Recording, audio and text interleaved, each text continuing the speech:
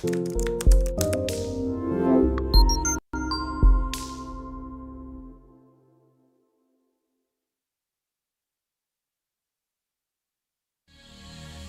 woman never belongs to you. It's just your turn. You lost your edge, she lost attraction for you. That's how it works. What'd you think she was gonna do? Tell you she cheated? Men cannot afford to get complacent in relationships. Get your fat ass off the couch, start lifting weights, and learn game. You're welcome. And now your man, Donovan Sharpe. What's up? What? Oh, wait a minute. Well, what happened? Hang on a second, guys. Huh. That's a little weird. Sorry about that, guys. What's up, guys? It's your man, Donovan Sharpe, and welcome to the 1006th episode of TSR Live, your daily dose of... Oh, I know what happened. Hang on, guys. Hold up. Hold up. Hang on, guys. Hold up. I know what happened. Unbelievable. Unbelievable. Jesus.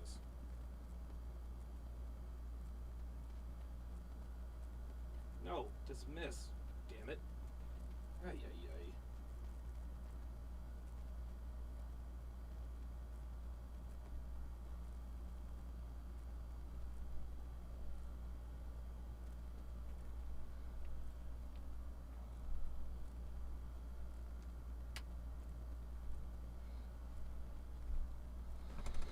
All right.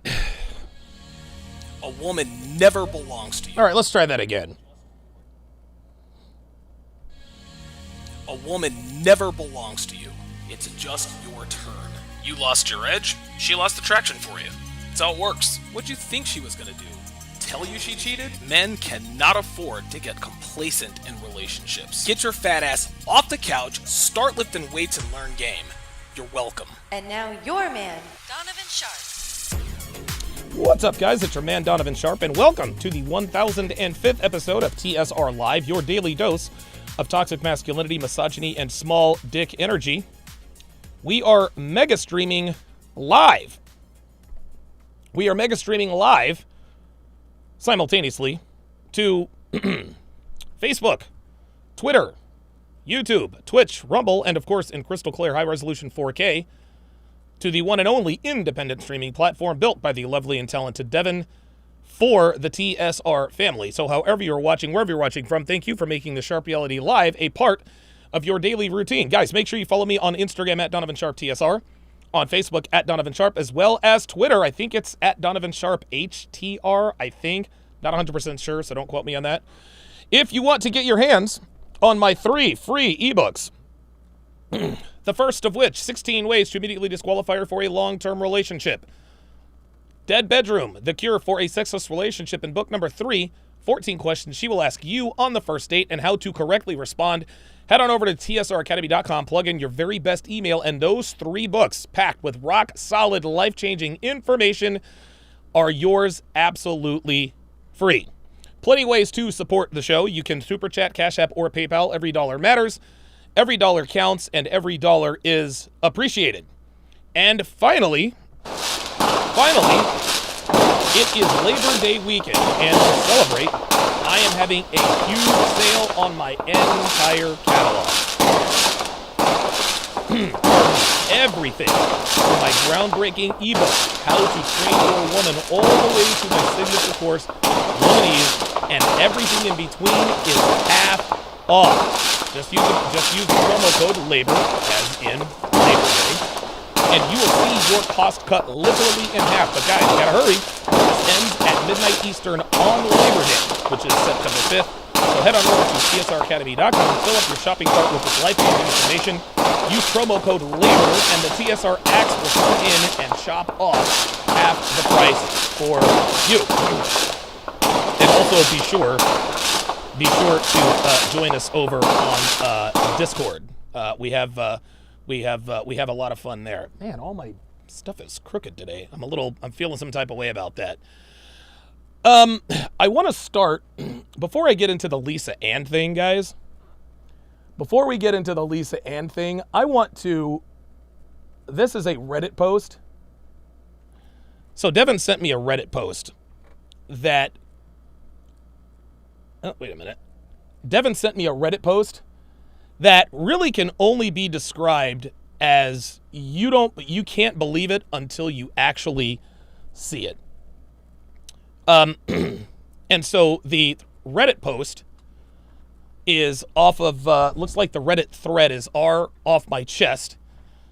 The title is, I'm at a loss as to what to do with my wife. He's 54, she's 51. He's 54, she's 51. He starts, my wife and I have been married since 2001, together since 1999. She's the most intelligent, thoughtful, caring, loyal person I know, and I've always thought of myself as fortunate to have met and married her. She is, even today, aesthetically beautiful, and men have told her this throughout her marriage. She has always shot them down. So, 51-year-old woman who's still got it. Clearly, she doesn't look like she did when she was 21, but hey, man, a lot of older women do look good. My fiance included. Devin is 47 years old. She's got the body of a porn star.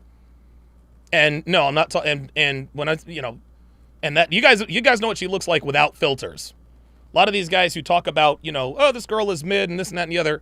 These are the guys that are addicted to mattress actresses and Instagram filters. Anyway, earlier this year, he continues, she was diagnosed with uterine cancer stage 1 and had a full hysterectomy. I was never concerned about the cancer. It was diagnosed early, dealt with quickly, and she made a full recovery.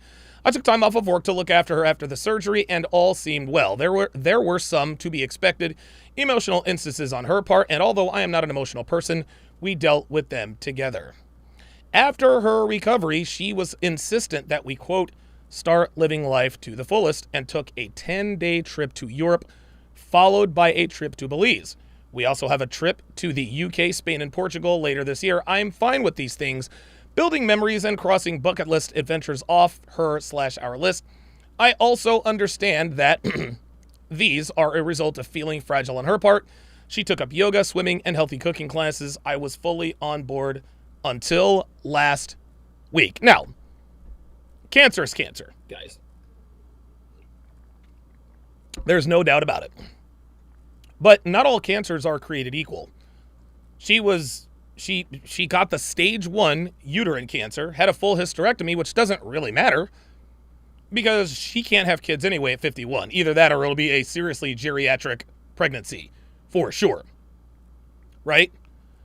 I'm not going to sit here and say that going through this wasn't tough, but this is not as tough as other circumstances. She should thank her lucky stars she's alive and that they caught it early. Last week, he continues, she came home from work and told me she wanted a hall pass, a one-time opportunity to have sex with someone else besides me. She said that since her cancer diagnosis, her outlook on life has changed and she doesn't want to be handcuffed from doing the things she wants to do.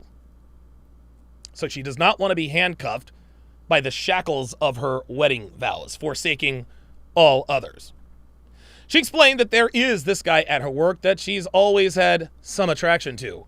He's leaving the company and she will never see him again, so this is the perfect opportunity to sleep with someone else. She said that I could say no, of course, but that she would be, quote, mad/disappointed at me for an indeterminate amount of time, and that it would be confirmation of my male toxicity and insecurity. So she wants to go and get her cheeks clapped by another man at work. And you're going to preemptively say that if your husband does not give you permission to go off and get your cheeks clapped by this mystery dude at work, this is a confirmation of your toxicity and insecurity. So a man not wanting his wife to go get fucked by someone else, that's that's toxic masculinity and insecurity. He continues, I don't consider myself to be toxic, and if not wanting your wife of 20 plus years to have sex with someone else is insecure, then I guess I'm insecure. I told her that I appreciated her talking to me about this, but approval via coercion is not approval.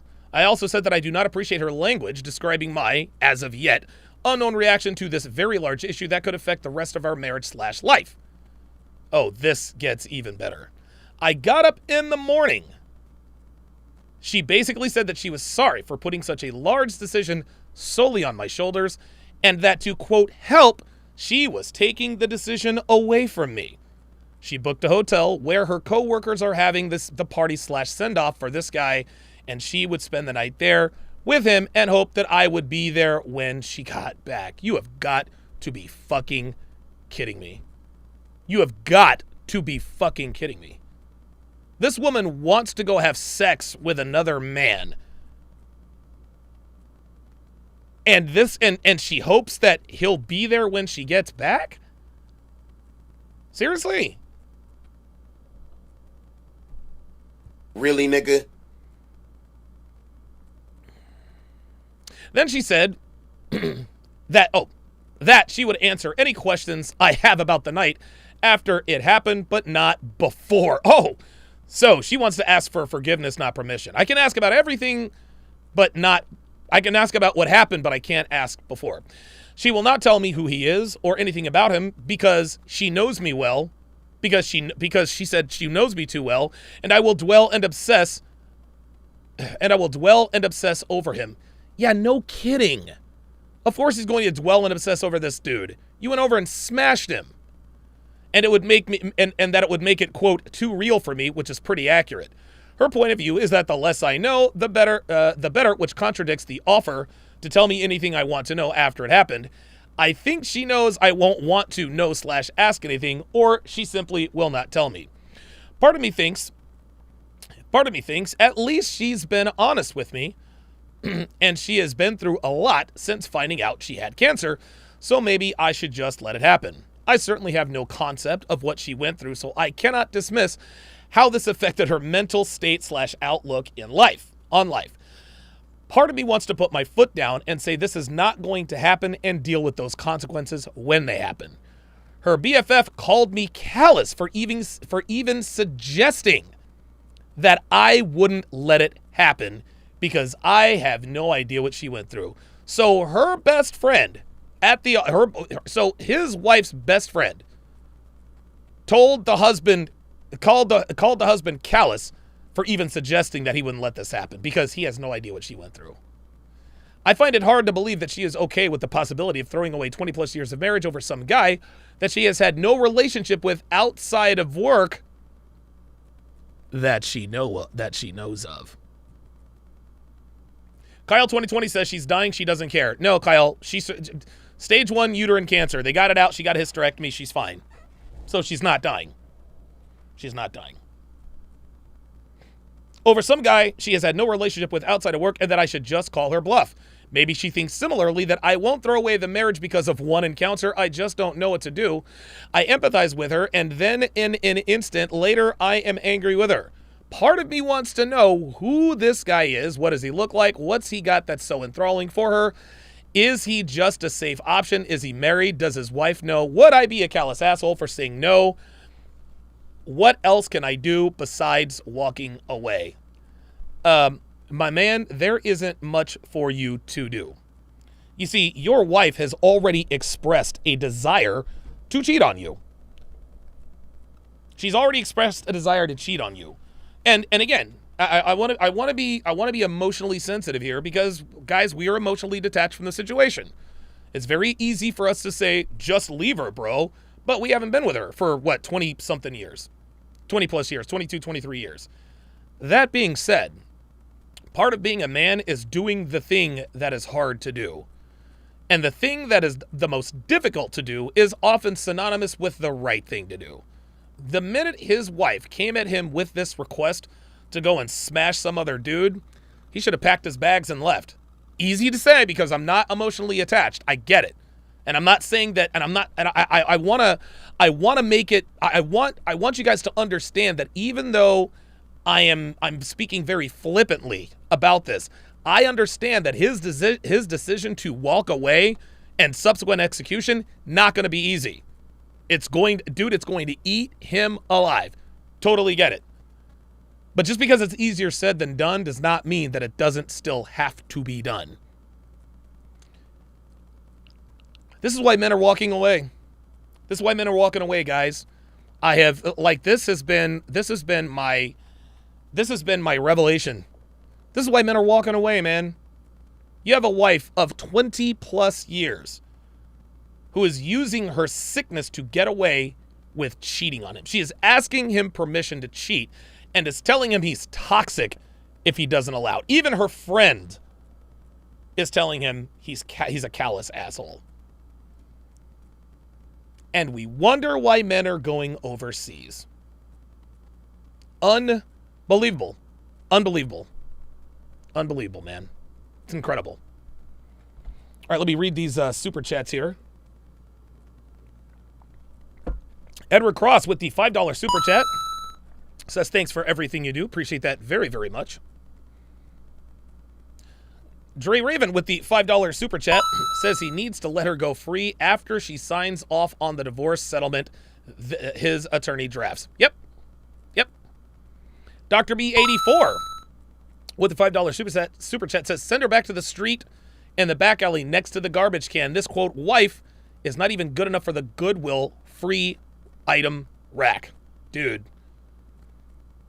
Crazy. Roadblock 85 with the $10 super chat says, modern women, gents, this shit is wild. This is, I mean, it's, we now have women straight up telling their husbands, I'm going to fuck somebody, and if you're not here when I get back after fucking this guy, then that's it. That's it. CJ in the 562 says, guarantee this is a white couple and she is trying to smash a nigga. You might be right. You might be right. Curiosity, as they say, killed the cat. It's just, it is incredible.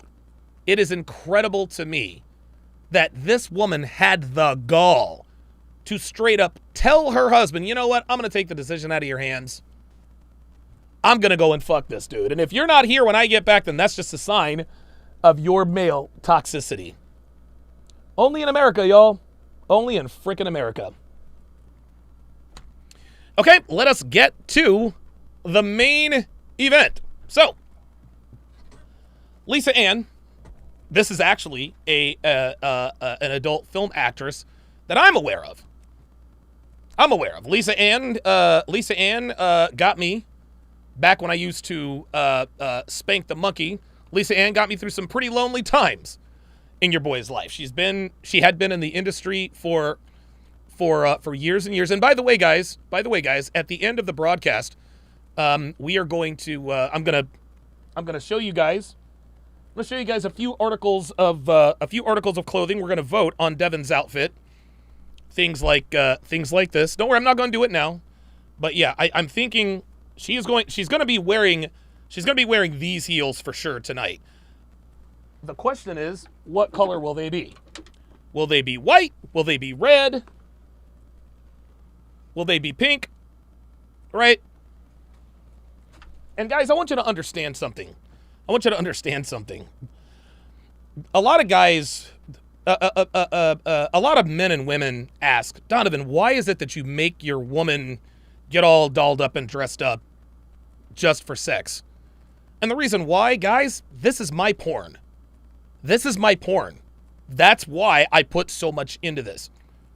Okay? I don't watch porn. I don't masturbate. Okay? But I'm a man. I'm 46. I'm not 26. I'm not 46.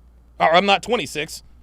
But I don't want to, because again, whacking off to spicy movies, it fucks with your head, fucks with your relationship. You get electronic dysfunction. Jesus. You get erectile dysfunction. You start, it really, really, really warps your mind. And so what I've done is I have created a woman with the kind of body that most people would spank the monkey to on the internet,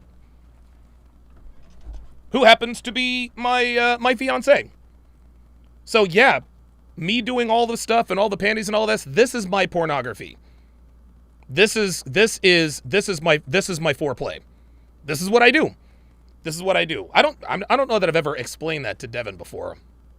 But Devin, if you're watching, yeah, that's why I do this. This is my porn. I don't watch porn. I, in essence, create it, so to speak. Onlyfans.com/Donovan Sharpe. Totally kidding. Totally kidding. All right, anyway, stick around for that. All right. Anyway, speaking of spicy movies, Lisa Ann recently sat down with Danny Miranda. We're already getting suggestions. King Life says red thong, white heels, and a blue dress. I've actually got all of those. So, without further ado, let's take a look. Important person in the whole equation. The doc once a month is a great reminder in life. Whoa, what the hell?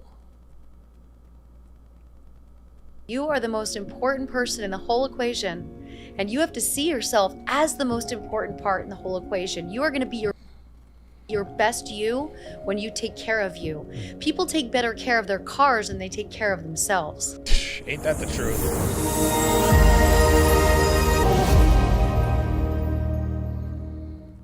Lisa, thank you for coming on the podcast. Thank you for having me and coming all the way from Austin to have this conversation in person. Yeah, it's wonderful. So I'd love to start with you winning a creative writing contest in 5th grade. It's a great start. That's a great start. She does not want to talk about porn, so I'm going to speed this up a little bit. Just give me a second. I'm going to play it a little faster. When we get to the juicy stuff, Father secretly entered me into a creative writing contest. He was an artist. He designed greeting cards, and he was the creative person in my family. He was a World War II photographer. He had a collection of selfies that he used to shoot and then write love letters on the back. Ken Rose with the $5 super chat. Appreciate that very much, my friend. To send to my grandmother during the war, which I now have all of those photos, which is amazing. And he truly believed in my creative side, and really nobody else in my family was there. So he secretly entered me in. And when I won, he said, "You're going to get a visitor at school today." And I was in my class, and it was the Easton Express, which is our local newspaper. And the photographer came in and said, "I want you to act natural and just be doing your work at your desk." And there they took photos of me, and I was on the cover of the newspaper. And to me, that was like my first taste of fame, because like all my aunts and uncles had it on their coffee table, and it was framed in our house, and everybody talked about it. And so that was a very special moment, and that also has always been embedded in my mind to remind me to keep writing. Well, it's interesting because you blog to this day, and in doing research for this, I found your blogs and your writing during quarantine. You're writing even as recently as like putting up book club posts in the past week. So like, why is writing so important to you? I'll tell you why. What's this guy's name? I'll tell you why, Danny. Because art, how can I put this? And this is from way back in like episode 30. One of the surefire slut tells of modern women is that they have an artistic hobby, but they're really bad at it. Like, dude, every slut I ever banged, poked, whatever the case may be, they like to paint terribly. One bitch, there's a couple bitches that were into pottery. One girl liked to sing. She was bad at it. Another girl liked to play it. It's like being a slut. It really, really does a mind job on you. Okay? It really does a mind job on you. And, well, the only way to really express those feelings is artistic expression. Now, obviously, I guess Lisa did this creative writing thing when she was a kid, and good for her. But the reason she continues that to this day is because of her chosen career path. I think it's an art that we've lost touch with. I still like to handwrite letters to friends. I still handwrite cards. I just find it a way to silently express myself. It's the perfect way to be still. What did I tell you? I write every night before I go to bed. I write a bunch of captions in my phone. Sometimes I use them, sometimes I don't. But then like once a month, I'll go through all of them and see if I want to compile them into a blog, or if I want to use them on a photo that I didn't use. Captions, translation, inspirational quotes. Bitches love inspirational quotes, guys. They love inspirational quotes. Dude, this is just how they are. So far, so accurate. Them on. And most of it is like capturing the mood of the moment of the day and really letting it go and putting it down in the notes. And then when I do go back and read them, I'm like, oh, that's super cute. Like you felt that way, because we could forget. We go to sleep We wake up the next day and the next day starts and you have your list of things you're doing and your meetings or whatever, and you can forget how great something felt the day before. And I feel like without writing it down and really acknowledging it, putting it on paper or putting it in the notepads of your phone, you're acknowledging that something made you feel special about your day. And You see how excited she is to talk about this? Remember, she said this was a good start. She said this was a good start. So she didn't want to talk about her career right out of the gate. She didn't want to talk about her career right out of the gate. But what Lisa is, I don't know, I mean, maybe she's cognizant of this. The only reason why anybody knows who you are is because of pornography, right? It's almost like every once in a while a kid will get lucky. A kid will get lucky and he'll create a video, gets 1 million views, goes viral, right? Goes viral, you know, he gets a bunch of subscribers. Well, then the person starts doing videos he wants to do, right? But then the channel ends up becoming dead because, well, they expected content similar to the viral content. They end up falling off. Well, this is what's happened to Lisa Ann. Nobody gives a damn about her winning a writing contest in the 5th grade. Nobody cares about that. No. We want to hear about how taking BBCs for the better part of 2 decades has affected your life. So already she's trying to separate herself from what she already knows she is. that acknowledgement is really important to us, remembering to thank ourselves for the experiences that we're having in our daily lives. It's beautiful. Do you have any you could share with us? Oh yeah, I have a couple that I got after my girlfriend. Oh no. Oh no. Nope. Oh no. I am not. Nope. Help Nope. myself. Sorry. Became a social. No, don't give a fuck. I just don't care. But that most people will never see that. First impressions mean a lot, right? When we see a retired athlete, we always refer to them as the NFL player in them. They might have stopped playing NFL when they were 27 and they've been doing real estate and they're 50, but we're still going to call them an NFL player first, right? So I have that clear understanding of how we get labeled in who we've been. What's hard is like the Labeled. No, Lisa. No. See, when she says how we get labeled, that's disingenuous, guys. She's acting like people are labeling you because of what they think. Now, some people do label people because of what they think, but why do they think that way? Well, because they've observed something. Lisa Ann is a porn star. That's not a label. That's what you did for a living. Nobody gave you that label, Lisa. You did. So when we talk about labeling people, and I know she's not saying this out loud, but it's almost like she's indirectly giving the responsibility of her only being known for porn onto us. Well, when you get labeled and labels, sweetheart, labels exist for a reason, baby. medium of social media. And like today I did a live and it was wild. I would say 400 of the 500 people in there were just making aggressive sexual comments to me, you know, telling me to take my top off, just, you know, all the weirdness of and the things that people are willing to say. And I think my existence would be different 30 years ago without social media, because I wouldn't be constantly reminded how some people see me. I would only be reminded How some people see you, huh? How do some people see you, Lisa? It's so funny how sex workers and porn stars, they try and act like, well, this is just like any other job. This is just like being in the NFL. It's just like, no. Being a sex worker is one thing. Being a sex worker is one thing, right? If you're an escort, prostitute, stripper, most people don't know you've done that unless you tell them. But when you're a mattress actress, everybody knows. That's the difference. A girl can tell you all she wants to about her past. You'll never really know. You will never really know just how depraved her past was, which works to her advantage, right? Works to her advantage. Not today. Not for adult film actresses. Oh, no. Every one of their notches is right up there in maybe not in 4K for Lisa Ann. But everybody has seen every 9, 10, 11-inch sausage, sometimes often at the, like, we are all aware of what you've done. of my in-person experiences with the people that know me and that see me as I truly am, like the layers to me. So I do my best to just be like, okay, I get it. Like I will say to everyone on Instagram, and I did today, I'm like, just remember that when you're making those creepy comments, all you're doing is reminding us that you have no sex. So? And I have empathy for those who have no sex, because life is much better with sex. So you're just, goes. flying your flag and shouting out to the world that nobody wants to have sex with you. And that's really how I kind of calm them down a little bit. Hey, you know what, Lisa? You're probably right. You're probably right. People who come into your lives and shout obscenities at you, take off your top, show us your tits, blah, blah, blah, blah, blah. Listen, man, anybody who's got time to sit around and troll a 51-year-old porn star, I agree. Probably an incel. That does not mean that they're incorrect. Sweet cheeks. Like, if that makes you feel better at night that some incel is trolling you, well, they're not having sex. Okay, Lisa, but that doesn't mean you're not still all the way used up. That's the reality. Anybody who's speaking like that is potentially an incel or potentially someone who has just this one-track obsession. And Fridays. Yeah, hey, right on all counts, Lisa. Doesn't change the facts. Doesn't change. Look, I'm sure all the people who troll you are losers, and I'm not saying that facetiously because the people who troll me are losers. But guess what? Guess what? That does not mean that you're not still a porn star. That's all there is to it. You can call them all kinds of names, Lisa. They're going to see you the way they see you.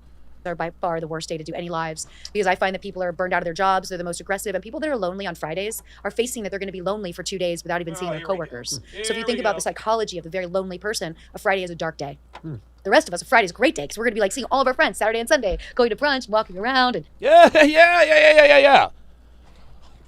So now what she's saying is that, hey, look, I'd rather have my life than their life, right? I'd rather have my life than their life. I'd rather be a retired porn star than be someone sexless on the weekend. Oh, I get to go to brunch and da-da-da-da-da. Stop the cap. Stop it, Lisa. Stop it. telling strangers we love them. So I don't let myself get mixed up in not knowing who I am. I've always known who I am. And that's what's made me very different than a lot of people that I've met in the industry, especially. I knew I wasn't there to get sucked up in the lifestyle. I knew I wasn't there to get drugs. I knew I wasn't there to have an alcohol problem. I knew I was there to be financially independent, travel and see the world, and make my own schedule. That's why. Hey, you know what?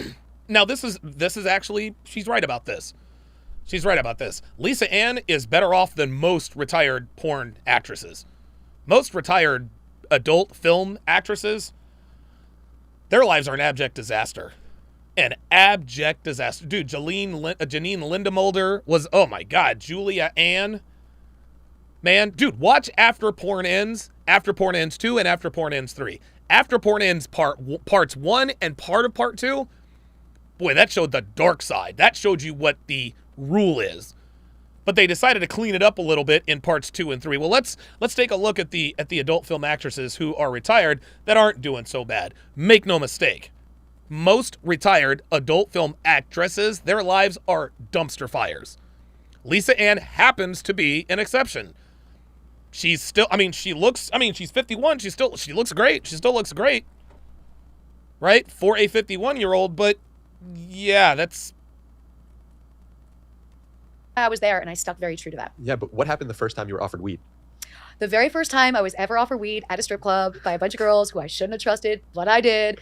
If you've seen the movie Friday, there's that scene where Smokey is in the chicken coop because he had the angel dust. My God. Oh, boy. Wow. Listen, look. You guys already knew. You guys already knew what it was with Lisa Ann. Now this bitch is sitting here quoting Friday? She's sitting here quoting Friday? Oh, my goodness. Yes, sir. That was me. Except I was very lucky. I was trained well by a woman who got me my fake ID and got me dancing. And she was like, look, always have money when you go to the club. Fake ID and got me dancing. Shout out to Coach Greg Adams, who made me aware of this video. So this is an interview she did with Vlad TV. Well, actually, I don't even need to do that. I don't need to do that. You know what? I don't need to watch this. She got a fake ID and started stripping at 16 years old, guys. 16 years old. My guess is that she probably had a pretty chaotic upbringing. I think that's, and again, maybe, I don't know if she tells us about it or not. I'll tell you what, the only parts of this video that I've seen are what I saw on Manosphere Highlights Daily. So all of this is new to me. So we'll see. When you walk in, tip everybody. Let everybody know you're going to always give them money. And so luckily, when those girls gave me that joint after work, I passed out in the dressing room. One of the bouncers, Bobby Quigley, I'll never forget his name because, he changed my life. He took me to a local hotel and sat there with me until I woke up. And there he was sitting at the edge of the bed. And I'll never forget what that hotel looks like, right? You wake up in such a stunning situation. And then he lectured me and he's like, these are not your friends. You don't do drugs with people you work with. You don't drink at the club. You don't do any of these things. And that one defining moment set me on this perfectly great path. Because I've always smoked weed, but smoking weed with strangers, my rule from that day on is if I don't roll it, I don't smoke it. Makes sense.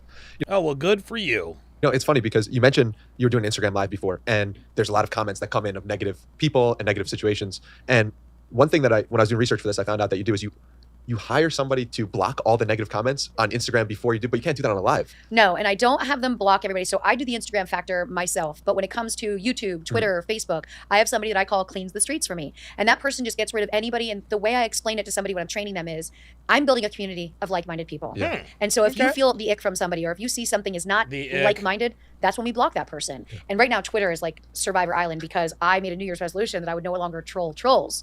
And so with that New Year's resolution comes blocking a lot more people because I know I'm so tempted to say something to you. Like there was a post under my book club of what I'm reading this month. A guy asked me, what are you reading this month? And like, I so wanted to troll him back. I didn't block. Why would you want to troll him back for asking, what did you read this month? Well, you know what? I empathize with her on some level. Kyle 2020 says echo chamber. No, I disagree. I think in this day and age, see, before the internet, we weren't really privy to criticism unless you read the newspaper. Unless the movie critic said this, blah, blah, blah, blah. But guys, we live in an age where we are privy to everyone's opinion of us 24/7. And most people's opinions are going to be negative. So you actually need, dare I say, a bunch of yes men. This is why Derek Jeter never read the newspaper or watched the news in New York, because it's New fucking York. People are always going to have something to say on the negative side. This is just how New Yorkers are. This is how people from the Northeast are. They thrive on negative stuff. Oh, he's terrible. Get him out of town. He's the worst shortstop ever. So I empathize with her on some level because I, too, hire people to, in essence, clean the streets for my YouTube channel. So I get it. I understand that part. Block him because I didn't feel that was offensive enough to block. But, I get a lot of comments on the daily of you were better when you had dicks in your mouth.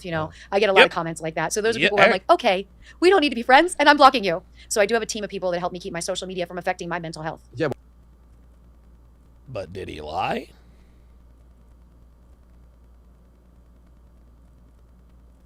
Just asking. Well, it's weird because we've never before been exposed to all of the world's opinions at all of the same time and know all of the things that are happening in other parts of the world. And also and it's weird because in the past there was more stakes for when someone said something. And perhaps that's why I like doing this podcast, because there's actual stakes on the line of like saying something. If you say something wrong, there's a consequence to it. And so what's been your experience like of navigating through social media? What are some of the tips you could give people for making the most out of it since you've been on social media for so long? I think you have to look at it like a tool. It's easier for me because I remember having a fan club by mail when I first started in the industry, and that was a lot of work, a lot of opening mail, a lot of putting a newsletter together monthly. So when social media came, I was like, oh my gosh, I could reach everybody, with my phone or online. You have to be in the right frame of mind to engage. And I know that everybody has different engagements, but a lot of women get harassed. Doesn't matter if you've been in the adult industry or not. It doesn't matter. I see men say, here we go. Okay. All right. Now here comes the feminist bullshit. I see a lot of women get harassed. Really, Lisa? Seriously? What about the women who get worshipped? What about basic bitches who have 1 million fucking followers? What about girls who are making $100,000 a month on OnlyFans for feet pics? Women get harassed online. Yeah, small price to fucking pay for being able to literally monetize your genetics. If you are born a good-looking female in the world, specifically America, you can rent your own ticket and get whatever you want, including a marriage and kids. But goddamn, well, females are getting harassed. Really?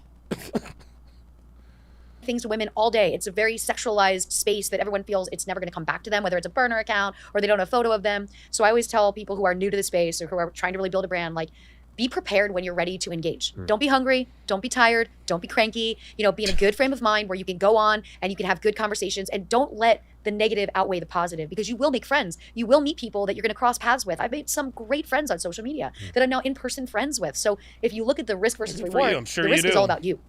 Court of public opinion, people have no regulator anymore. They'll say whatever they want and not think about it at all. So you can't let that person derail you from the mission of creating this community. Yeah, what community is Lisa Ann creating? What? I mean, is she? I mean, does she just want friends or what? Something that I realized as well is, like, when I meditate before going on social media, it is an entirely different experience. And it's something I don't think a lot of people talk about. It's like the state you enter into the conversation with. And also, like, I don't do it right before I go to bed. Because I don't want that in my mind last thing before I go to bed. That's my time to either read or watch a show that I like or text with my friends. And I think so many people don't make that switch over. They think they have to constantly be engaging on social. It's like, no, it's okay to go and engage with your people that you love, check in on them for the weekend, as opposed to always feeling like you got to do more and you got to do more. Yeah. I would love to talk to you about your earliest role model, Peggy. Why was she so impactful for you? She was just such a kind person. You know, she was just so good to the core. She was, my dad's yard touched her yard. She had the original farmhouse. So in older places like Pennsylvania, there was always like one farmhouse that was close to the road because that's how they would make deliveries, and they owned all the land. Eventually that farmer would sell to developers, and that farmer would decide if that farmhouse was staying or if they were going to demolish it. She so happened to be in one that was probably built in the 1800s. And she never had children. Her husband passed away when I was about 8 years old. She never remarried. And so we became really good friends young. And she taught me to bake. I mean, she would make sticky buns from scratch every Saturday morning for the neighbors. Oh, wow. And so I would go over there and bake with her. She taught me to sew. And so when I would get invited to a wedding or an event in my family after school, we'd go buy the fabric, we'd go buy the pattern, and then we'd take a month. And every day after So this was basically a surrogate mother. So now begs the question, what happened to her mother? school, I would look forward to going to her house, working on this for like 2 hours. I never heard her swear. While I'm listening to this, I'm going to start getting paid for this here pretty soon. Tonight is action night. I'm going to beat the brakes off Dev. I'm going to take this Black Bull Extreme. The last time I took it, I didn't bust the nut. I didn't come. I had a bunch of dry orgasms. It was awesome. Let's continue.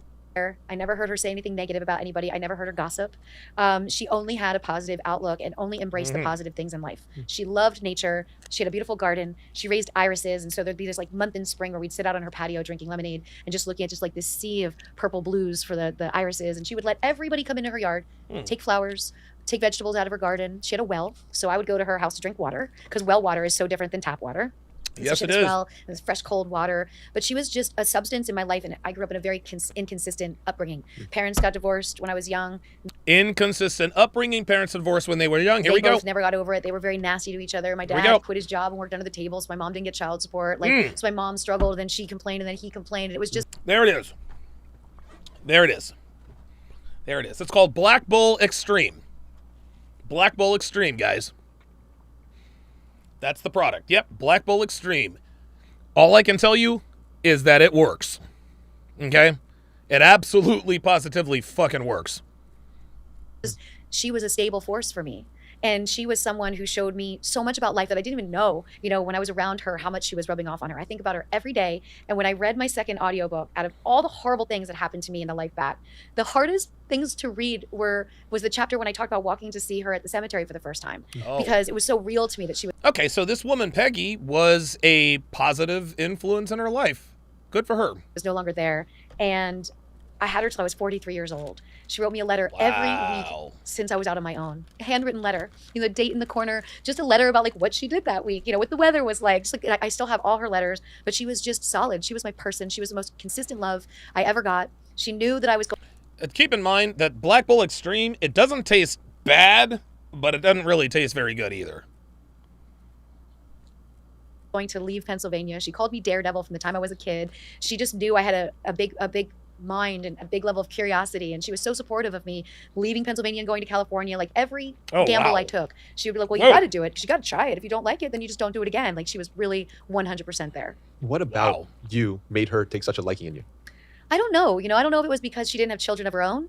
I don't know if she felt bad because she could see how broken my family was.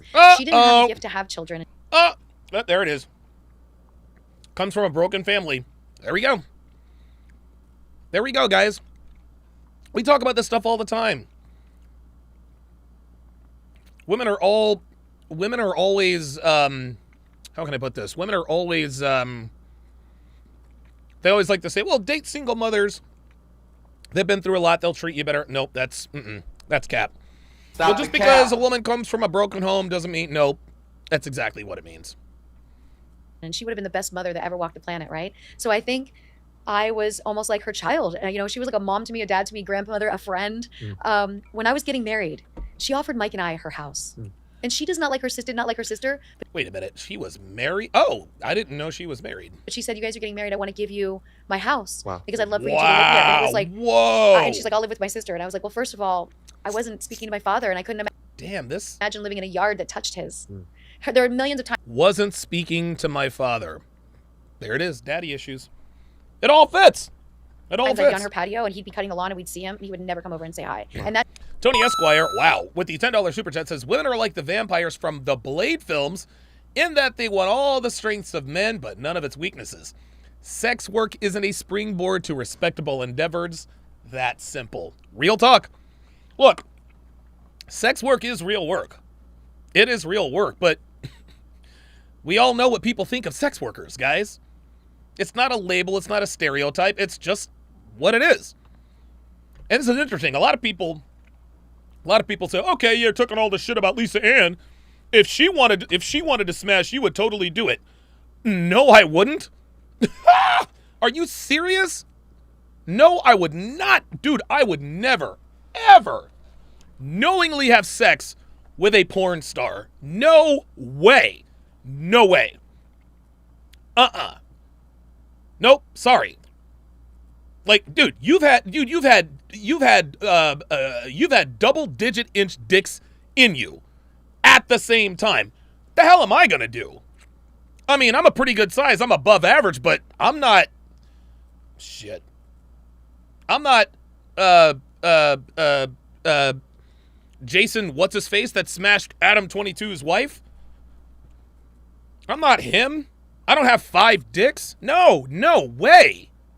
No way. I would never, ever, like, not only that, to me, that would be disgusting. That would be disgusting. All of the time she's been busted in, all of the load she's taken to the face, all of the load she's, no way. No way. No way. Dude, no. Ooh, to me, that is disgusting. That is oh, Jason Love. That's him. Okay, well, I guess you guys all know who he is. No, I would never, ever, ever. No. That would just be, that to me,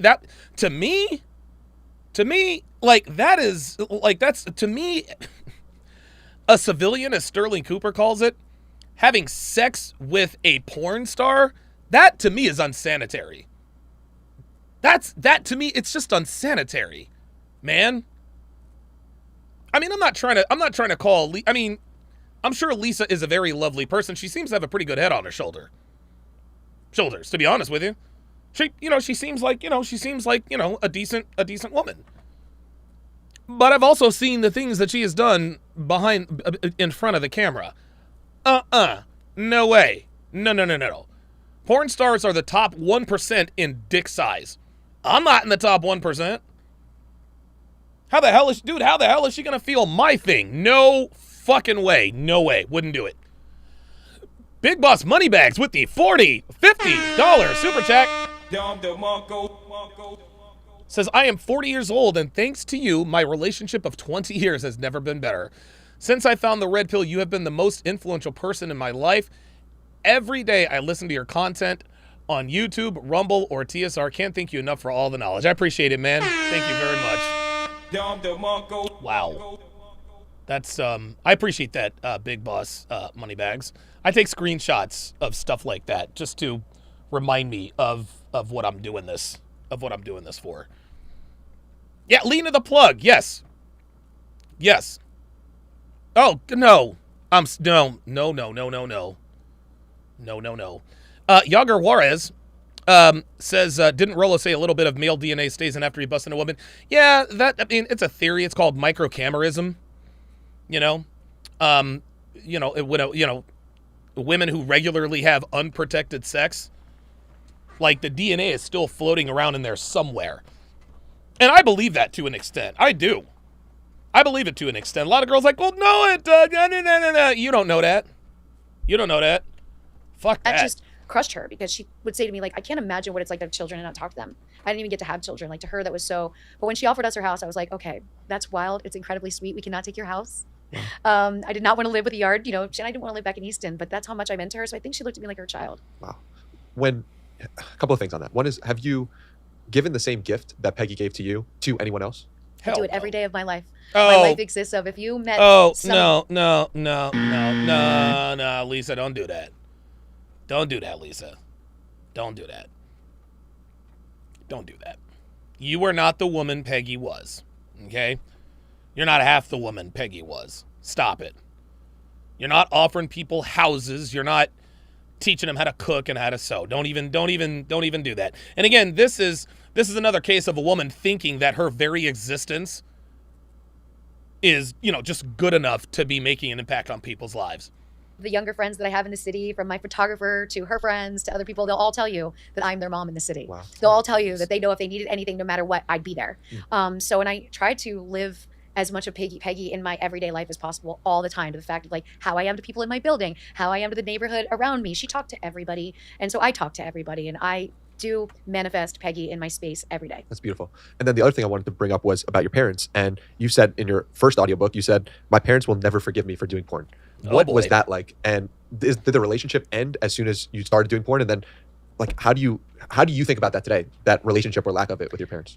My relationship ended permanently in 2015 when I let my parents know that I wrote a book, which I thought they would both be super stoked about, but they weren't. And it invoked a different response in them both. And I wrote about that in my new book, The Life Back. My dad, he only talked to you about what he wanted to talk about, so he would just change the subject. So with him, I got no response. With my mom, I got a really horrified response of like, well, what did you talk about? So I think she felt more embarrassment for neglect in my childhood, for things that happened to me in my childhood that I addressed with her that she never did anything about. So it was both. But if I go back to when I got into business, I didn't have either of my parents in my life then. So I didn't have my mom in my life from 13 to 24. Wow. Didn't have mom in her life from 13 to 24. Jesus. And I didn't have my dad in my life from 16 to 40. Wow. So I was making decisions way before they had any say in the matter. And at the same time, they didn't survey the situation. Like I was making decisions. Thrilled in today's world as a sex worker. I meet so many more people that their parents support them and love them unconditionally. But to my parents, I felt like they kind of used it as an excuse to be even worse parents and made it seem like, well, how did I get there? How did I feel that was my only option? How did I feel that was the only way I was going to not be in the same situation? Hey, look. I'll give her credit here. Like, she was failed by her parents. She was failed by her parents, guys. She was failed by her parents. And when you are a young, attractive woman who is failed by her parents, holy smokes. It was, that's it. Jay Blaze says it was over for her quick. Dude, holy moly. Holy schmoly. Holy moly. Now we know. Now we're starting to get some background. On this. Monaco Rain says she's making sense, though. Absolutely. Her parents were shitty parents. How do we know? Well, your daughter ended up a porn star. That's how we know. They were. Because to me, building that kind of instant wealth was my guarantee that I was never going to be like my mom, who got pregnant and had kids by a guy who didn't want to give her money. I was never going to be like my dad because I was never going to be bitter and holding on to money. And that's interesting. I wonder why dad decided to work under the table so he didn't have to pay mom child support. Yeah, men do that when the mom's a bitch. Yeah, Roderick Thomas says, I want to hear the dad side. Yeah. No, I get it. I want to hear dad's side too. I want to hear his side too. Because there's usually a very good reason as to why a man does not want to pay a woman child support. So I created that freedom for myself, and they could never see that. And so anytime I would go home, and I will say this, the first year after knowing that I lost them permanently in 2015, I had hoped that they'd read my book and come back into my life. They didn't. And so that first year was hard because I was like, oh my gosh, here I am again. Holidays are hard. Birthdays are hard. All of those things are hard. And then the second year I realized how much better I felt about myself. Because every time I was in my mom's presence, she would make it a point at least once a day to dig at me and be like, well, we can't invite you to this thing because look what you did to our family. Look what you did. And I wrote about it in my new book. When my grandfather died, I was just with him. See, yeah. Her parents were bad people, guys. Her parents were bad people. They're the reason why she ended up in porn, but then they used that against her. So one of the reasons I got an apartment here in the city was to be able to take the bus back home to and from Easton, because at that point, the last 3 years of Peggy's life, she was in a nursing home, and the last 4 years of my grandfather's life, he was in a nursing home. So I was home a lot. I would just do my runs. I would get dropped off. There was one nursing home close, and my mom would pick me up and go to the next nurse. I would just back and forth. And I was just with my grandfather a couple of days before, and he passed away. But my mom didn't tell me he passed away until like 5 days later. And I found out that What? Dude, her fucking parents were evil. God damn. He had a service by my dad telling me, just freaking out on me for not coming home for my grandfather's funeral. And so I reached out to my mom, and she's like, well, we decided we weren't going to do anything. And I'm like, well, I found out you did do something. And she's like, well, your brother didn't want you there, and, we're pretty embarrassed by you, and we didn't want to have you there. So there, in that sense, I realized, so you're lying to everybody in your life, because you'd rather me be like some drug addicted, waste case. But if I show up at this service and people are like, she seems like she's okay, then you're flipping the script. So to lie to me about that was like the beginning. That was 2014. I remember thinking to myself, like, I think this is unforgivable. Like, I think this is, they wouldn't have told me about Peggy. Peggy's neighbor called me and told me. And I was on the road on a feature dance date. I went to the club and I'm like, I'm going to quit this booking if you can't get me a driver and take me back to Pennsylvania. I was like in Connecticut, so it was close. But either way, I knew I was not missing Peggy's service, no doubt. But my parents didn't tell me. So that constant guilt was what I know now as their way to deflect the fact that they could not admit that they kind of sucked as parents. Okay. All right. Okay. Yeah, she's making sense. She's making sense, man. Her parents were shitty fucking people, dude. Her parents were shitty people. Wow. Oh, wow. Eesh, Jesus. I wouldn't want to hang around my family either. And they don't want to take the blame themselves, so it's much easier to blame me. And it is what it is. You can see it still hurts, man. You can see it still hurts, man. They don't want to take the blame themselves, so it's much easier to blame me. And it is what it is. See? That sucks, man. You know what I mean? Like, you can tell it still hurts her, man. It still hurts. Ay. Damn.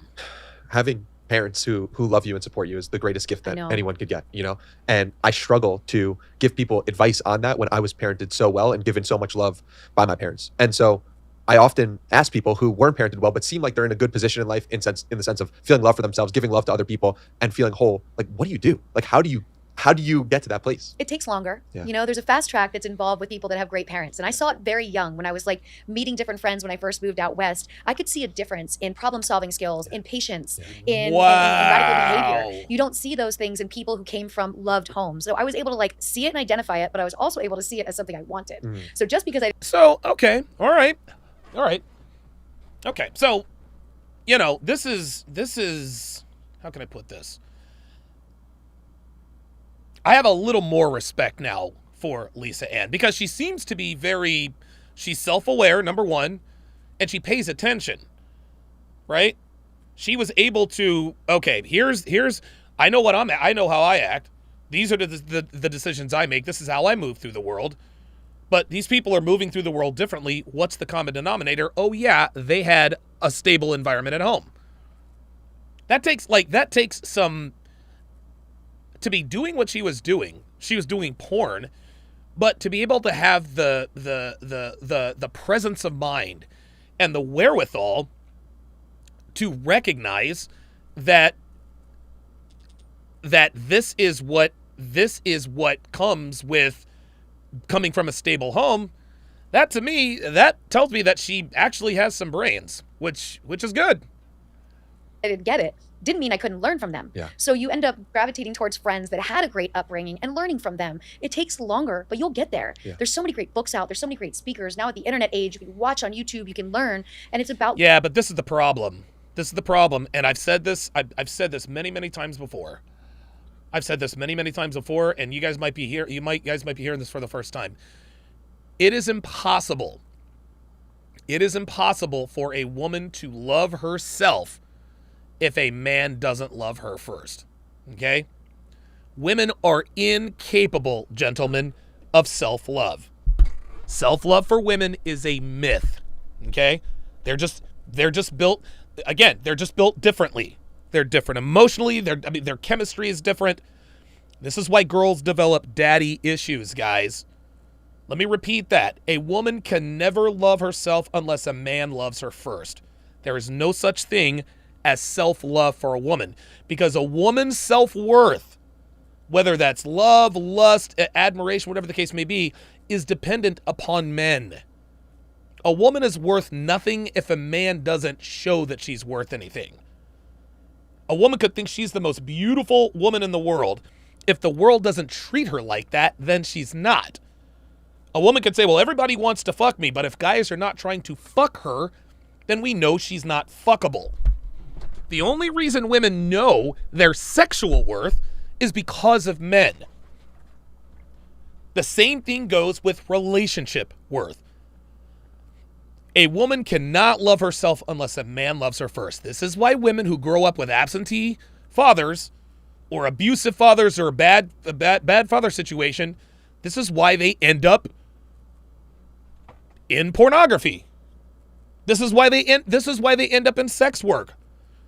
Because part of them is looking for the male validation they never got as a little girl. When little girls grow up with good fathers who show them that unconditional love, those girls are much more difficult to pull the wool over on, right? We've all seen the meme, who doesn't love a girl with daddy issues? Yeah, girls with daddy issues are easy to fuck because they're looking for that male approval, right? But when a little girl grows up with the right kind of male approval, all that slick talking game shit, that doesn't work on them. That doesn't work on them. Yo, I was wondering if I could, holler at you for a second. Holler at me? I'm not from the hood, nigga. Fuck out of here. Right? Why don't you go ahead and marinate on that for a little while? Nigga, that's from goddamn Outcast. Try again. All this little slick talking ma and this and that shit doesn't work on women who have strong fathers. They don't need that nigga's approval because they know that at the end of the day, their father is always going to love them. Well, when you grow up without that fatherly love, you end up looking for that fatherly love in other ways. And there are plenty of men out there who are willing to make your acquaintance and help you find all the fatherly love you can handle. Tony Esquire with the $10 super chat says, Donovan will like this analogy. Says, a woman's sexuality is similar, oh boy, similar to NFL running backs in that they have a small window to make money. Becoming a bride requires avoiding an ACL injury, i.e. sex work. Oh boy, oh boy. Very nice. Very, very nice. That is a very, very good analogy, my friend. That is a very good analogy. Big Tay 85. Welcome to chat privileges. At Big Tay 85 to welcome him to the TSR family. If you would, Big Tay, put your age and location in the chat as is customary of all of our first channel members. Let's do a chat-wide age and location chat. The reason we do this is because you never know. Somebody watching this could live in your city. They could live in your neighborhood. They could live in your block. They could even live in your building. That's just how that's just how that works. So let's everybody put our age and location in the chat. This is how we build like-minded communities. Tony Esquire with the $5 super chat. Pardon me. Says, strange, isn't it? No one seems to care about the plight of making it in life as a male. Lisa Ann made her bed, and from what I saw, she slept well. Yeah, it appears that's the case. The out here member for 18 months said prawn stars really think men should respect them. Yeah, exactly. Let's continue. Loving yourself first. And then building your own family around you. Blood, though they say it's thicker than water, you can make friendships that give you love, that make you feel whole. And you just have to make them. So I observed. No, Look, I get it. Okay? I understand. You can make a group of friends who are your family. You know what they say, friends are the family you choose. I get it. But nothing, and I mean nothing, can replace the fatherly love that she missed. Nothing can replace that. And she has to tell herself this stuff so that she doesn't become suicidal, but it's just not true. You can have all of the friends and all of the self-help books. You can have all that. Nothing is going to undo the damage that not having a father has done to her. Not her fault, but that doesn't mean it's not true. And I looked around, and it was easy to see the difference too when it came into different walks of life. See that? A lot more people in the industry come from broken homes, and so I could see a lot of us working harder to try and find our way to have more stability. And I could see us gravitating towards people that had that. But when my working harder, in other words, doing more scenes. Friends are like bickering with their parents or being stubborn with their parents, I am the first one to be like, your fucking parents love you, and they have loved you, and your parents are amazing. Do not do that, because just remember, you have a friend that has no parents. And remember how different that is. Yeah. So I think it's easy to take them for granted when you've had them. So we both need each other. I need my friends who have great families to bring me in, let me be around their families. And they need me to remind them, like, be good to your family. They're good people. Would you have gotten into the industry if you had loved yourself? Probably No. it depends, right? I knew I wasn't gonna. She can't answer that. She can't answer that because she has no idea what it's like to have genuine self-love as a result of a good father. She has no idea. So she can't really answer. She'll try, but I don't think she can. Have an opportunity to go to college. That was a big one for me. And at that age, in the 80s, we were still in the belief system, because this was before you could be a content creator. This was before the internet. We had this belief system that you had to go to college to make a certain amount of money. Right. So a lot of this comes down to timing, right? When you were born, what you were exposed to. And so I already felt I was starting at a disadvantage because I wasn't going to have the opportunity to go to college.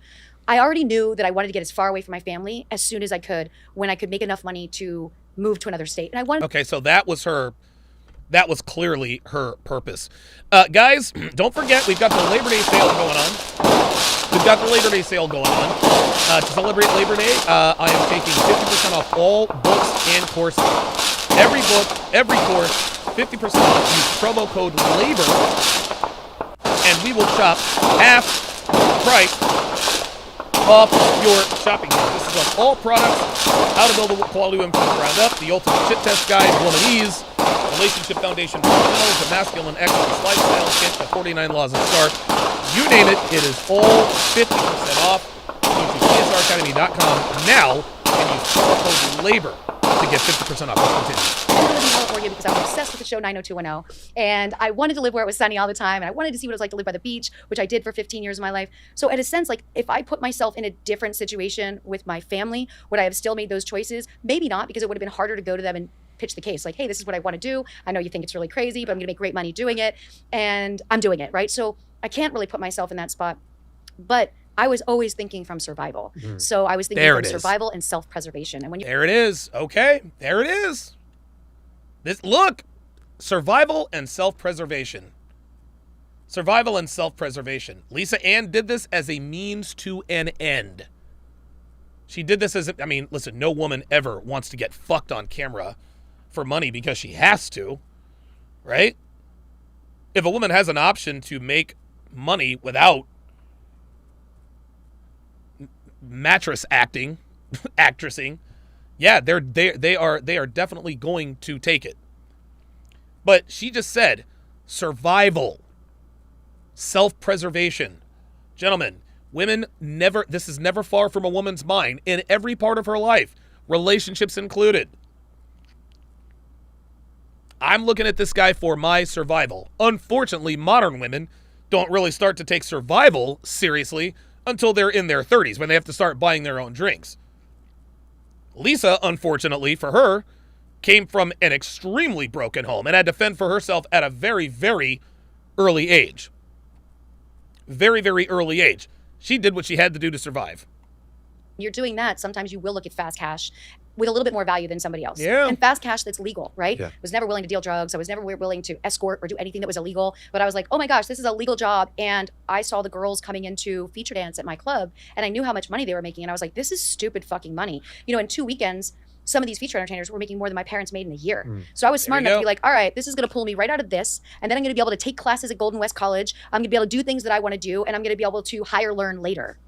Do you remember when you stopped acting from scarcity and started acting more in abundance? I would think it was probably when I met my husband, who I'm still Wow, this guy is a very good interviewer. Very good question, man. Damn, friends with, who his parents were good, not his mom so much, but his dad and his stepmom were great people, and really taught me a lot. And Mike really helped me understand things. Like, he would say, I dressed however I wanted for so long. And he would say, okay, there's a time and a place to wear that outfit. This is not the time or the place. And I'd be like, okay. There we so like go. I started to understand, like, I had a different set of clothes that I would pack when we went to There Tampa it and the is. golf course community to be with his family. And he helped me understand a lot of things that nobody just had the balls to talk to me about. Or On the golf course with his family, which means he was well-to-do, which tells us what class? That's why he was honest with her.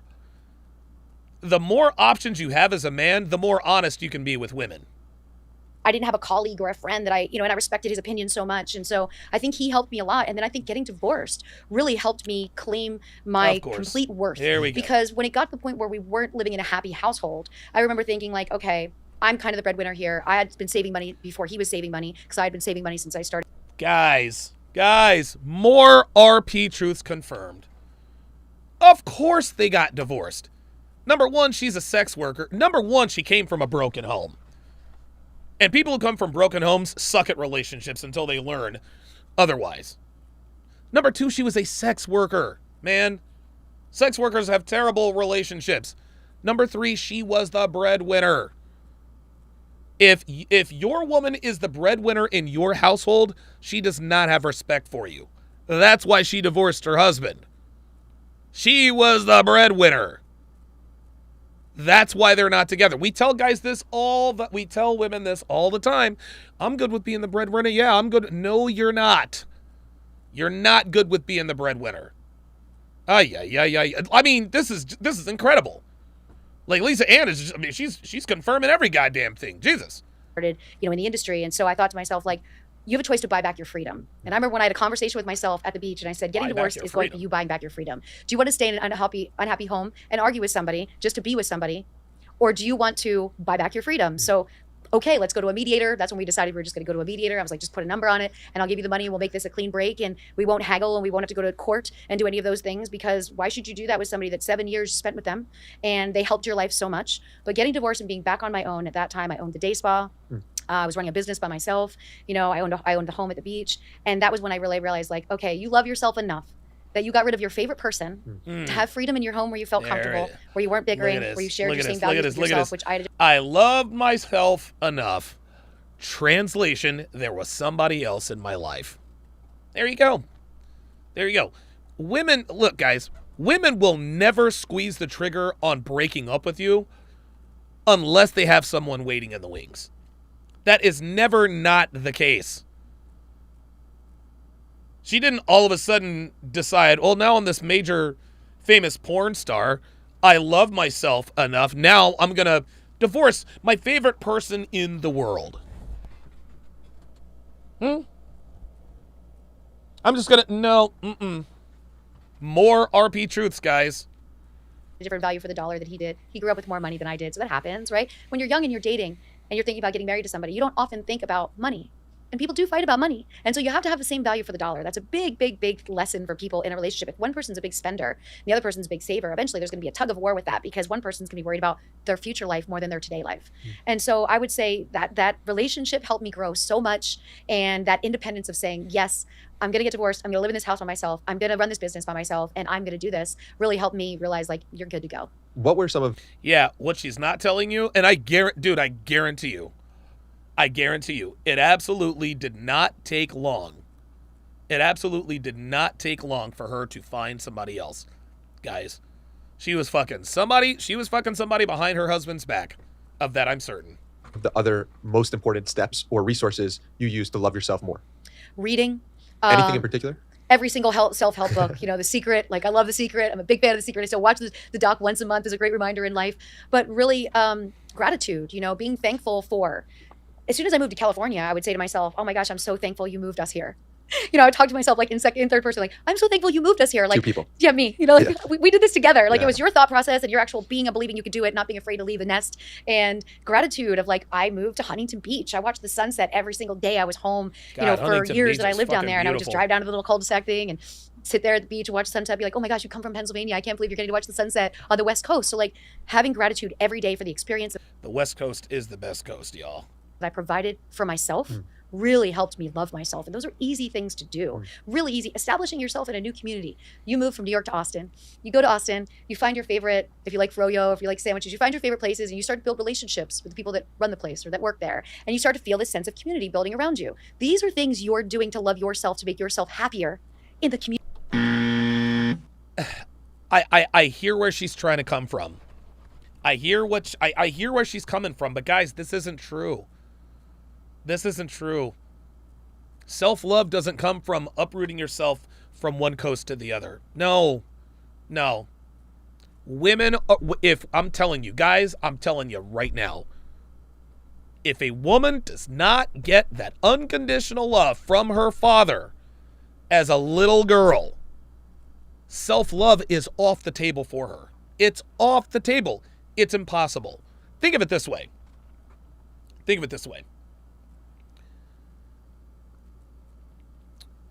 A queen doesn't become a queen unless a king appoints her, right? A queen doesn't appoint the king. No, the king appoints the queen. It's just like self-love. Community where you moved. And so I was really aware, and I spent a lot of time alone. So I've had a lot of time to journal, to go back and reflect on my journal, to read, to go back and reflect on notes of what I pulled out of what I'm reading, but really to have a constant dialogue with myself of how far we've come, what we're doing, the friendships that we've made along the way. And I always say we, because it is a being, to not feel alone, understanding yourself as a we, mind, body, spirit is really a we. And when you bring those things. Do you see the psychological tools that she uses to keep from swallowing a gun? Right?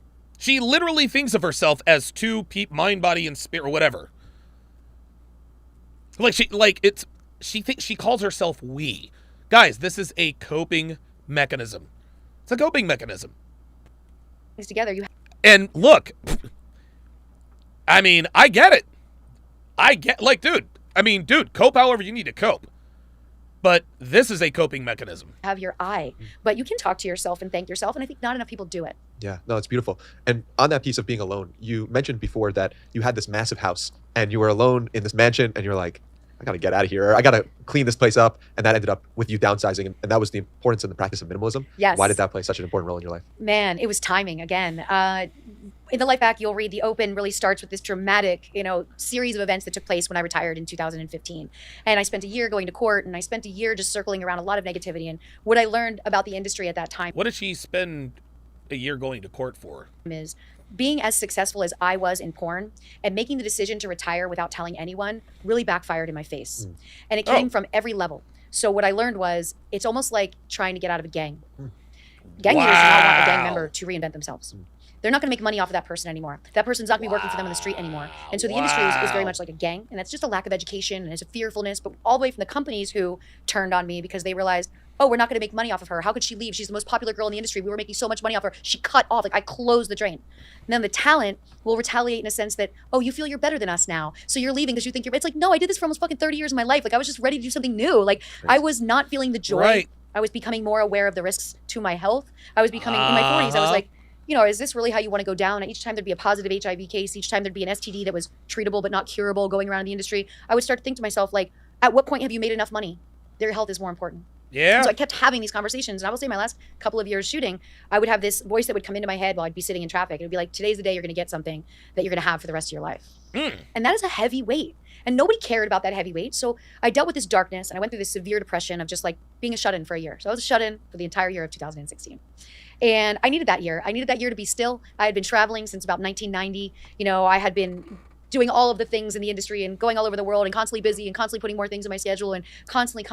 And so that sudden slam of the door and that forcing me to be still, it really made me take inventory in myself. And so to pass the time, and I will suggest this to anyone who goes through a depressed time in their life, we're all going to go through them. And you're going to make it to the other side. And every morning when you wake up, you tell yourself, I'm one day closer to making it to the other side. But I eliminated alcohol. So I was sitting in my living room one day and I had this liquor cabinet. It was really pretty. It was glass. And I was filled with liquor and glasses. And I remember thinking well, that can't stay. So I took a picture of it that day.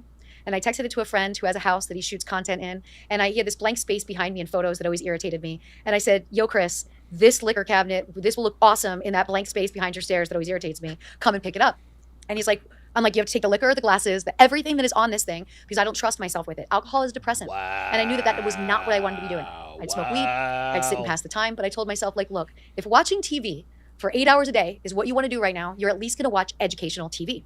So I did since I wasn't traveling, I watched House Hunters International.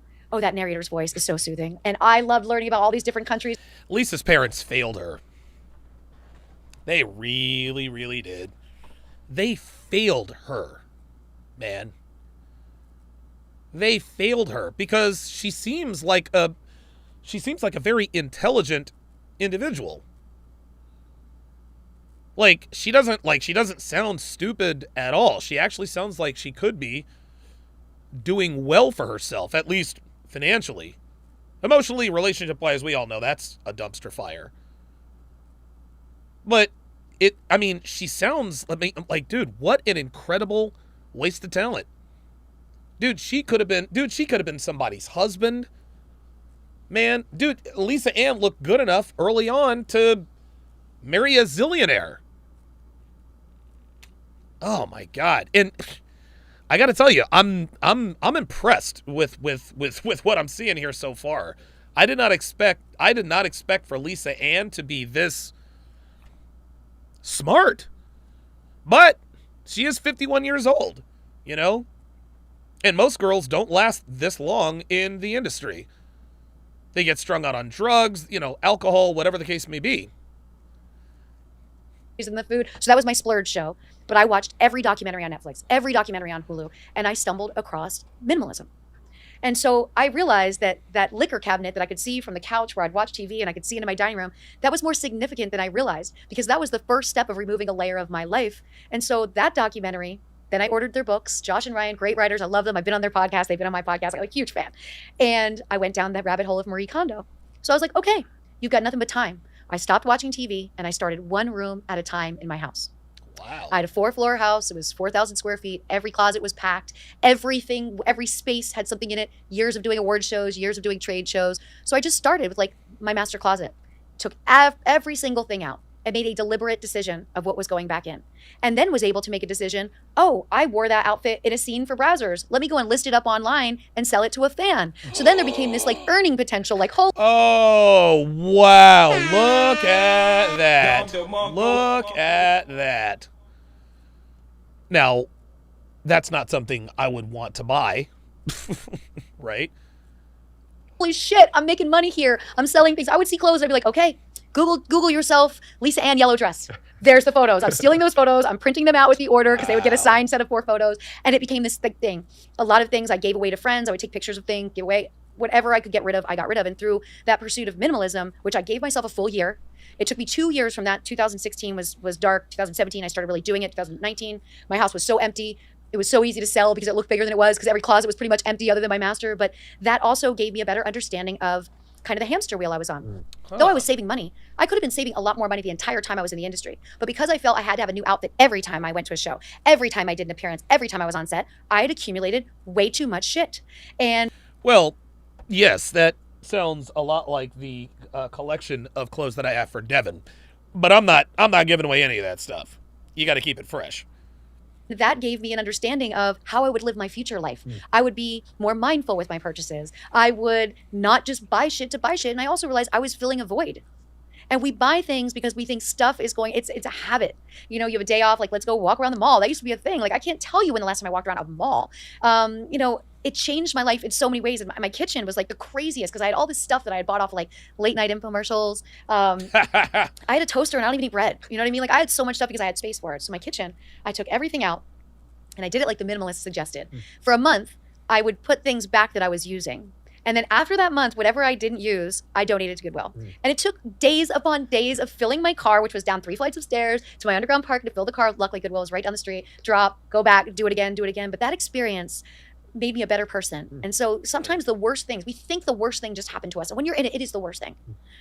But when you realize why it happened to make me be still and to know that when I was going to take the full step in reinventing my new life, that all of my bad habits with spending money were going to be broken, with all of my insecurities, having to have a new outfit, not being able to repeat the same dress, you know, all of those things were so trivial, but it was what I did. And so that just made me go, you know what, I think you could live in like a less than 1,000 square foot apartment now in New York City completely fine. Like, you could have never considered that. I mean, I had 2 places. I had a studio in New York and a home in LA. And then I realized like I could live in a studio full time now. And now when I buy something, I get rid of something. So if I'm not willing to get rid of something, I can't buy something. And so I've continued to live a very minimalistic life, and it makes your life so much easier. You don't spend days on days redoing your garage or fixing up your closet because you have too much stuff. You don't spend your free time managing stuff because you don't have too much stuff.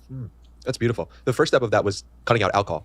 Do you still not drink alcohol? I started drinking again after 2 years, but I just drink casually. I'm not a big drinker. I do have the Italian mindset. And I am releasing wine this year. I partnered with a winery in Sicily, so I'm releasing my own wine. I do believe in the red wine before bed theory. I do, and so I'll have a glass of wine when I'm watching TV. I really enjoy it. I try not to drink red before bed, baby. Hard alcohol. But you know, you have those nights in Vegas where you're out with the right people and next thing you know, you've had too much drink and it's fun. But I don't drink hard alcohol at home. I just knew at that time, like, when you're going through something, you have to be self-aware enough that you go, what could be really double layer destructive here? What could make this worse? I felt like alcohol would have made it worse because I had too much free time. And weed doesn't affect me the same way. I would smoke to just not have my brain going and to make me relax enough to be still. But so I wove drinking back into my life, but it's not a constant. And you know, I might have like 4 benders a year, where it's like that night in Vegas where you're like, how did we end up drinking 10 old fashions? Why am I so hungover? But they're memorable nights. You know, why did I wake up in the spare bedroom of my suite? Why am I in the twin and not my king size bedroom, which did happen to me earlier this year. But you know, I made those decisions, and I think it's important to be self-aware and to know when, like, some people would eat more. You know, that's time where you don't want to have bad food in your house. Like, whatever it is that you know you might lean on too much, knock it aside until you're ready to do it properly. Yeah, no, I love that. What are some of the most important habits and routines that make you and that you can't live without? I can't live without my morning routine. I take 3 hours every morning to myself. Oh, wow. And I know that's generous, right? I didn't get here, right? Where I was like, okay, I'm gonna skip to advice to her younger self. I can always stand up for myself. I will always know who I am. Yeah. What advice would you give to Yeah, Devin says cutting out alcohol changed my body drastically. Yeah, it has. I actually showed her a picture yesterday of us in New York City shortly after we moved out here. She looked like a completely different person. She looked like a completely different person. It was incredible. younger version of yourself? Let's say you at 20 years old. What people ask me this a lot, and it's a great question. I would tell myself to not worry as much. I spent a lot of my life worrying. And I remember Peggy used to always tell me, like, worrying is like sitting in a rocking chair. You go back and forth, but you don't go anywhere. So why worry? She never worried. Never worried. My dad would worry about storms coming through and knocking over the corn. And she would tell me, like, if that's what Mother Nature wants, then we'll just, let it happen. She didn't worry. And I think I worried a lot. And I think when you come from a survival mindset, you have to stop that eventually. You have to be like, I'm not ever going to be broke. I'm not ever going to be, alone in a situation where I can't lean on a friend. Like, I'm not ever going to be. So you have to coach yourself. But I would tell my younger self, like, don't worry so much. Now I just say to myself, when I'm concerned, I try not to use worried. When I'm concerned about something, I'm like, well, Lisa, you made it this far. Yeah. I think you're going to be all right. Like, you made it this far. So stop. But it's a habit. Yeah. I mean, I like to think of worrying as arguing with reality often. And we're happiest and most at peace when we stop arguing with reality. Mm-hmm. And I'm curious if there was ever a point when you noticed yourself get better at that. I think, minimalism. I really think the transition, leaving California, I had the aha moment before I was really thinking I was going to leave. I had this aha moment. I had this beautiful waterway on the Valley Heart River, which is like the fake river in LA that's really the water supply. But it has a photo of an egret, so I would tell people I had riverfront property, but really it's just a waterway. And there was a bench there, and I was sitting there, and I was like, well, you moved to LA to get in the business. You've left the business. You want to be in sports media full time. You need to move to New York because that's where everything is. And it was just this aha moment. And so that was when I realized I'm going to sell my home. I'm going to live in an apartment. And so that was a drastic change. I've owned a home since I was 24 years old. I've been the HOA president. I've done everything when it comes to my neighborhood watch, to everything, and minimizing those additional tasks and kind of putting myself back in the spot of like a young person of like, oh, I'm going to rent a little apartment and I'm going to have a lot less space. And that changed me tremendously. And that's when I realized, like, you can do anything. And now you've simplified your life enough that you can move freely and you have less to worry about in general. Why was sports media the next path for you? It happened pretty organically. I've always been a huge sports fan. Okay, I don't care about that. And I can watch, NFL Live and then remember every stat they gave me. And then when I go on my show, I'll be like, oh, I was watching this on NFL Live, and Clarissa said this, and, it's word for word. Did this bitch, hold up now, did this bitch just say NFL Live? Whoa, wait a minute now. Wait a minute, hold up. So she's legit. I just do what I do, but memorizing helps a lot in sports. Yeah. Man, I can watch, NFL Live and then remember every stat they gave me. And then when I go on my show, I'll be like, oh, I was watching this on NFL Live, and Clarissa said this, and, it's word for word. What are you running? Hey, man. Don fucking DeMarco. All right. From, and what are you running towards? What am I running from? That is too interesting. I don't really think at this point in my life there's anything I'm running from. Nope, I don't think so either. Let's get to the juicy stuff. Dating. That's meditation right there. Yeah. Is it difficult for you to date with your history? Yeah, it's not an easy task. How do you navigate that? It's not an easy task. I don't really navigate it. This is a tricky situation. It's a failed attempt. So I have men in my life that I enjoy and that I trust, and that as long as they're single, they're in my life. Whether we have dinner, whether we hang out at my place, those are my sexual friends. I have men in my life. Sexual friends. Men, plural. Men, plural.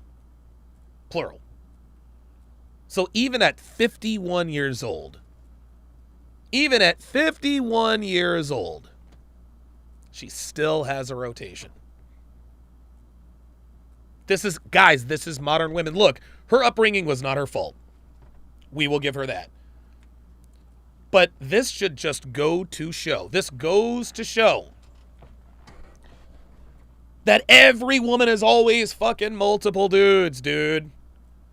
I have men in my life. She's 51 years old, and she has a rotation. And now everybody knows she has a rotation. Friendships. There's one person that has been woven in my life for 13 years. He's truly the one person. He's my person. He's my number one person. But there's moments where I kind of shut him out for a period of time because I'm being stubborn about something. As you see me turn the necklace, that's when you know I'm telling the truth. But I just saw him last week, and when I see him, I'm the most comfortable in my skin with him. He has no issues or qualms with what I've done. He looks at me as a self-made, success story. So it takes a lot to me. Look, check this out. Check this out. I'll put it to you like this. I'll put it to you like this. And I think this might be the difference between people like us and other people. Dude, if I had a dick the size of Jason Love's, yeah, I wouldn't care. I'd bang porn stars. Even if I wasn't I'd bang porn stars, because I know I'm definitely in the top 1% in terms of penises. Right? Now, of course, there's the whole sanitary thing, and that is still very true. But you think to yourself, how do you satisfy a woman sexually who is in porn for damn near 30 years, guys? And again, she did a lot of interracial porn, guys. You guys know what that means. Again, guys, don't forget about the Labor Day sale going on this weekend only. Get 50% off all books and courses. That is everything. The Ultimate Fit Test Guide, How to Master the Game, How to Build a Quality Woman Up, The 49 Laws of Sharpe, How to Train Your Woman, all of it. Womanese, volumes 1 through 5, all of it, 50% off. Put everything you want in your cart. Use promo code LABOR at checkout. Shop off half of the cost.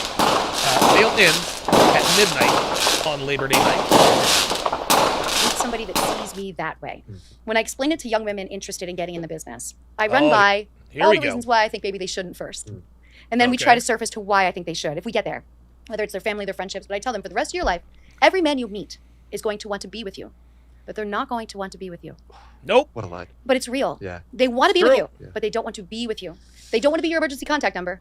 They don't want to bring you around their family. They don't want to have you around all their friends, but they want to be with you. So that is a real thing. And so I never thought that the internet would happen. When we were on film, we were living double lives. Nobody knew who we were. Then the internet happens. I'm like, okay, double life, no more. And it's tricky. I can't meet a stranger. I can't be on a dating app. I meet people through people. I meet trusted sources through my friends. And usually, we'll hang out for a period of time. I've tried, so over the past 3 years since I've been here, I tried dating seriously twice. And the first time, 6 months in, I found out he had a live-in girlfriend. Oh, wow. Okay, so he was lying to me the entire time. And we've made it past that. We're cordial now. It is what it is, but I confronted him on it when I found out, and we had this conversation. That's not. But then it made me feel more human because it was my first time dating as a regular woman and looking at myself as not being in the industry anymore. And that's a normal thing that happens to women. Yeah. So I was like, this is relatable. I feel like one of you all. I feel so normal now that I've been cheated on. Like, this is so great. And then the second one. No, you didn't get cheated on, sweet cheeks. You were the side bitch. You weren't the main chick. You were the side bitch. That's not getting cheated on. I know. I've been there. It was a couple of months, and I realized that I ended that because he complained too much. So now I've got someone who likes me, who doesn't care about my past, who isn't judgmental, and this could have been another good fit. But he complained all the time, and don't complain about work when you're not working anymore. Lisa, baby, sweetie, honey, you ain't got those kinds of options. Okay. So the man complained too much, and he didn't care about your past. Or so you met a man who didn't care about your past, right? And you broke up with him because he complained too much. See, even now at 51 years old, she's 51 years old. She has a visible notch count, former mattress actress, still has a rotation, still has the one alpha, still has the one guy that she's been alpha widowed for 13 years. For 13 years. And he complained too much. Lisa, sweetie, getting a man that complains too much, that is the least of your worries. Holy smokes. Still picky. To the end. Still picky. Now he complains too much. Lisa, sweetie, take what you can get. Okay, so the guy complains too much. How many men are you going to find that have the status, attraction level, and the lack of the how can I put this? And not worrying about your pet. How many men like this are you going to meet? Ay, ay, ay, ay, ay. Don't complain about work late at night. Like, if you want to have a talk, we'll do a walk and talk in the park, air your shit out. But if it's late at night, we should be having sex or watching a movie and you're still complaining, I just can't. So I'm not lonely. I don't feel a void. But I would say, it's very... Yeah, she's definitely lonely. She said she's not lonely, so she's lonely. Yeah. very important that somebody look at how difficult... And look, and I agree with Lisa. If, don't bitch and complain to your woman. That's not attractive. But, again... Lisa does not understand that she doesn't have many options. It's just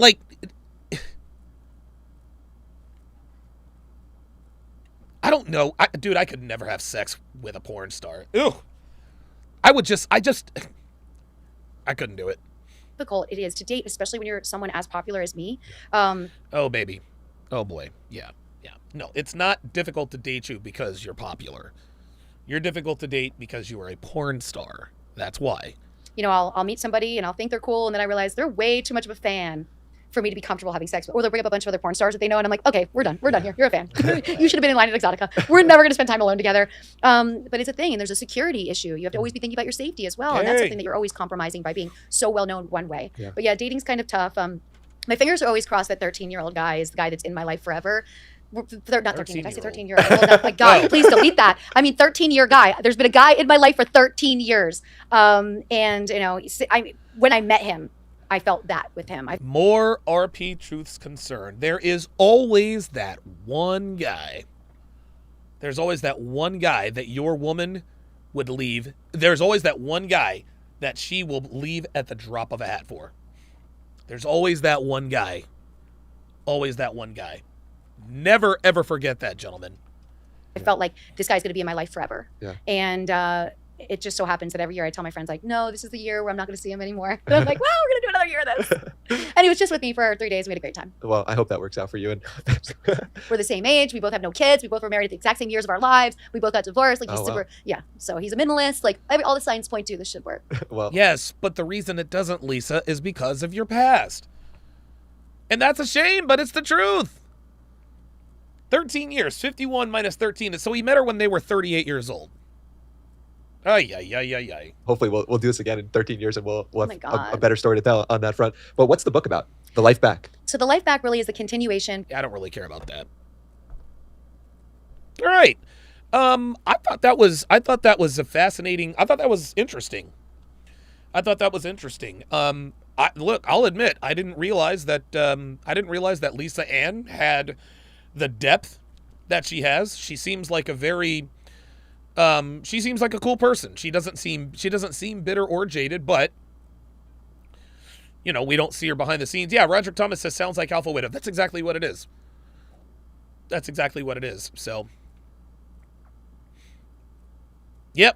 is exactly what it is.